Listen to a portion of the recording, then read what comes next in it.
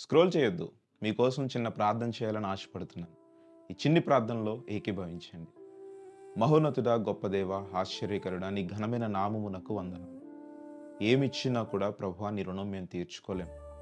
ఈరోజు క్షేమముగా, భద్రముగా, సజీవముగా ఉన్నాము అనంటే కేవలము నీ యొక్క కృప వలన మాత్రమే. అయా, మమ్ములను మా కుటుంబాలను భద్రపరిచి ప్రేమతో మాకు ఏది అవసరమో అది అందిస్తున్నావు. నీకు వేలాది వందనములు, స్తోత్రములు చెల్లిస్తూ ఉన్నాం.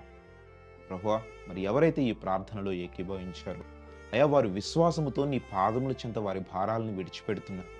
ప్రభువా, వారి హృదయాలను మీరు పరిశీలించండి. ఏ దుఃఖముతో, ఏ సమస్యతో అయితే ఈ యొక్క ప్రార్థనలో ఏకీభవించారో ప్రభువా, వారి నుండి వారి హృదయంలో ఆ బాధలను, ఆ దుఃఖములను, ఆ సమస్యలను అయా మీరు తీసి శాంతితో, సమాధానముతో నింపమని అడుగుతున్నాం. వారు నీకు గొప్ప సాక్షులుగా ఉండాలి తండ్రి. ప్రభువా, ఇదిగో మేము